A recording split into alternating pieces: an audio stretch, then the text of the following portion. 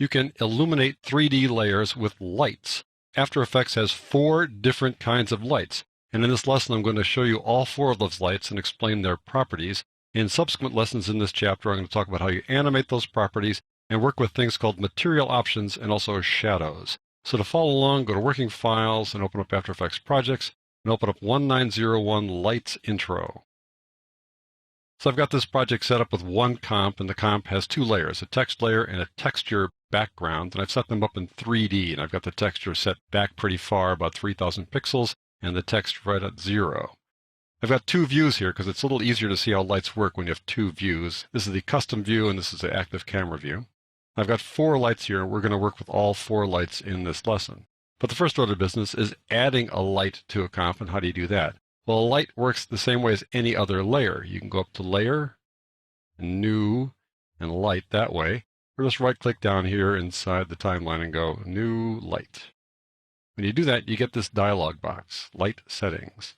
And you can choose from 4 different types of light, parallel, spot, point, and ambient. I'm going to show you each one of those in a moment. And each one has a certain set of properties that you can select here, then you can keyframe down here. So we're going to just bypass this now and take a look at these 4 lights that I've added already. We're going to start off with ambient. It's the simplest of them. I'll turn ambient on for a second and watch what happens over here when I turn it on. It just gets a little brighter. So I'll just double click on this to open up its dialog box. And you can see that ambient has 2 properties, color and intensity. Now we're going to change those, and we're going to watch what happens when we change them because we have preview selected here. Really nice feature here. So I'm going to change the color by clicking on this swatch here. Let's make it a little bit blue, make it kind of cold looking. You can see it immediately changed over there like that.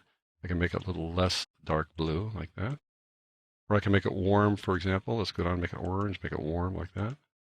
You can see the intensity changes depending on how bright or dark the color is like that.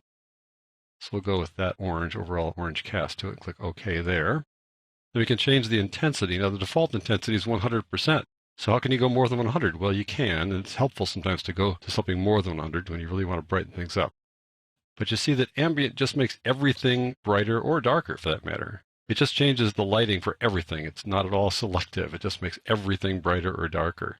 Let me just click OK and show you what happens when I turn this thing on and off. This is the default setting. This is how bright things are with no lights added to them. And when you add a light, that overrides whatever the default setting is. So there's ambient turned on. I'll turn ambient off now. Let's take a look at parallel. I'll turn on parallel so you can see what it looks like. You can see we've got the parallel light right there on this side. If I click on the parallel, you see the light right there. It's 3D. You can move it around as you would in any other 3D object. It has a point of interest out here. It's pointing at that text, and there's a shadow falling back there on this background. Parallel is a light that you probably won't use that often. It's sort of emulating sunlight in that it's straight line lighting. It can go forever, or you can limit how far it goes. Let's open it up and take a look at parallel. There you go. You see that you've got color again and intensity. This one, along with the other 2 lights that we're going to talk about, has fall off. And fall off is great. It lets you control how quickly the light falls off, how quickly it gets dark or disappears off in the distance. Now, parallel goes forever if you have none selected. But if you choose smooth or inverse square clamped, then that kind of is a realistic fall off. And you just determine how far the fall off radius is over here. You can just increase this to whatever number you want, and then it will then fall off farther or closer to the light source. You can have cast shadows turned on. We'll do that most of the time. Then you can control the density, how dark the shadow is over here. There's no shadow diffusion with parallel because it's a parallel light. It's absolutely straight. There shouldn't be anything like a soft edge to a parallel light, so it's not offered there. So those are the various properties for the parallel light. I'll click OK there. I'll turn parallel on and off so you can see that. There it is. Off with the regular lighting and then on like that. If I turn on ambient now, you can see that they can work together. But now that they're working together, it tends to be too bright. If I go back to ambient now and let's say knock down intensity, I can do that, kind of make them work more happily together. But you can still see that the parallel light is throwing the shadow off that text there. I don't have to go back to these dialog boxes to change things. I can open up the settings down here. There's a keyboard shortcut when you're working with things that are in 3D. If you press AA twice, it shows anything that would be a 3D kind of property. And we have intensity and color for ambient, so I can work on intensity here as well. And also change the color down here as well. And as far as, let's say, parallel goes, I go AA for parallel. You see there are more things there because it had more properties.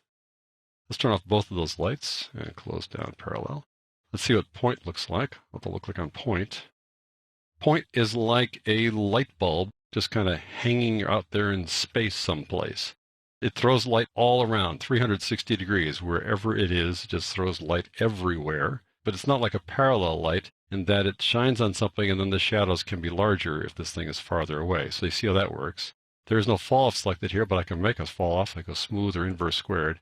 Inverse squared is a more realistic fall off, but again, I can increase the radius so you can see things off in the distance there a little better than we have right now. You can begin to see them coming in like that. Go a little bit farther there so you can see where the fall off goes. We can go back to smooth, slightly different fall off there. We can increase that one too. There you go. We're casting a shadow again, and there's a fall off distance that says kind of like the cone where it falls off a little bit. Change that by bringing that way down. See the cone there? It says, what's the edge of the fall off, basically? What's the region that it falls off? And then we have a shadow darkness here, but we also have a diffusion here because this is not a parallel light. So you do want to have some kind of an edge to it that's not too sharp. So you can kind of soften it up a little bit like that. All right, we'll click OK there. We can turn on ambient again and see what that looks when they work together. How about parallel with that one as well? Throws a hard shadow in the midst of the soft shadow, and now things are too bright.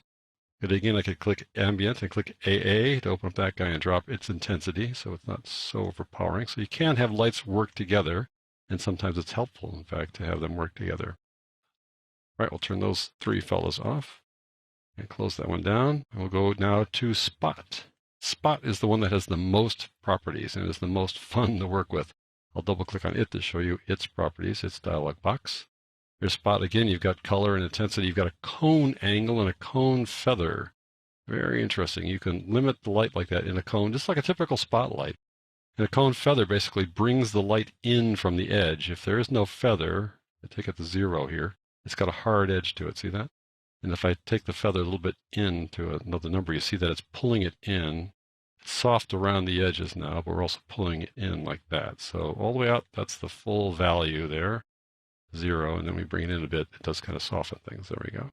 And the angle determines how wide it is. It's always going to stay around, but you can determine how wide the cone's going to be, which is really cool if you want to do something like move this thing across there. Also cast shadows, has the fall off options here as before, and a shadow diffusion there as well. I'll click OK. I'm going to go over here now and grab onto that point of interest. I can move it around like that. Let me change this little view here to off so that we show the actual view here. You can see how sharp it is as we go across. Pretty neat, huh? There we go. We're back like that. And if I turn on ambient now, you can see that we have a little bit of a view. If I go AA for ambient and give it a little bit of brightness, you can see that you could have the spot going and still see some of the background as well as you move the spot around.